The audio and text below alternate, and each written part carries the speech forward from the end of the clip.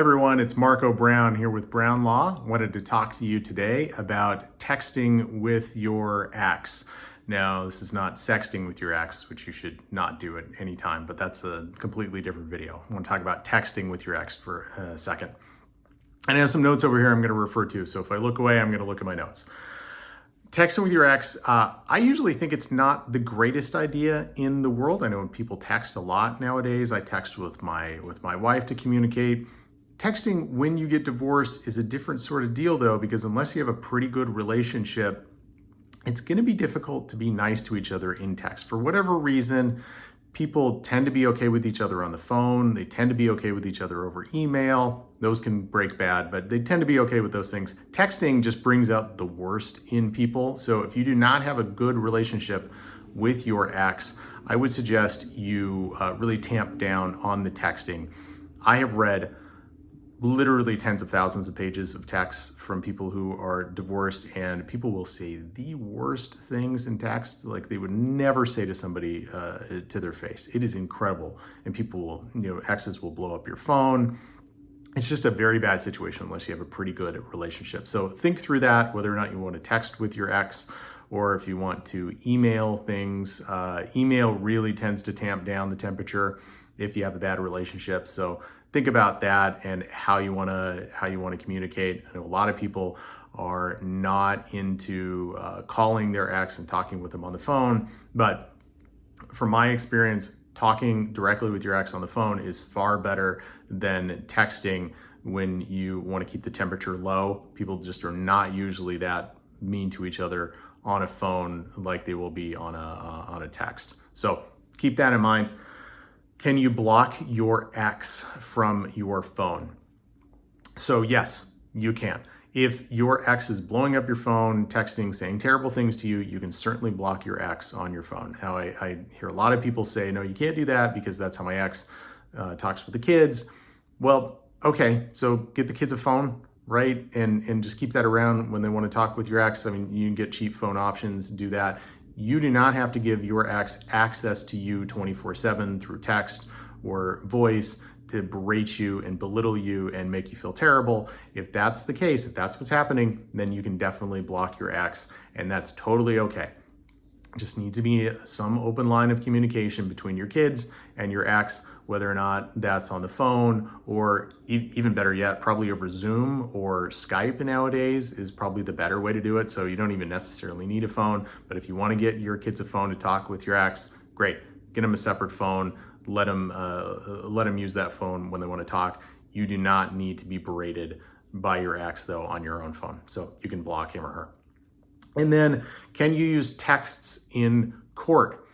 Yes, you definitely can. Like I said, I've read tens of thousands of pages of texts between people, and we use them constantly in court. Now, the tough part about it is sometimes you get people that mess with the text conversation. They'll delete some text to kind of make themselves look better. But for the most part, people aren't doing that sort of thing. They're not savvy enough to go through and do that, even though it's really, really simple to do it. They just don't. So, we get these conversations that are just awful, and we use them all the time in court. Probably one out of every, I'd say 2 to 3 cases that we actually go to court on temporary orders or an order to show cause, which is a motion for contempt or something like that. We're using texting evidence in court. So it's a very, very common thing. What that means really is you need to watch yourself in what you say while texting, because it really can come back to bite you in the rear end. Say it, forget it, write it, and regret it is very much the mantra when it comes to text. Do not swear at your ex in text. Don't call them names.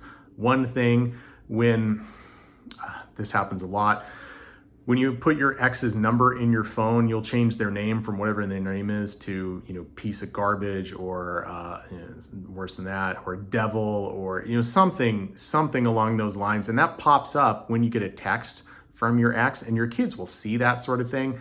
I don't know how many times over the years I've used that as evidence that the other person is just acting in bad faith when, I mean, I've seen some terrible names attributed to phone numbers of exes. So do not do that sort of thing. It's not good for your kids.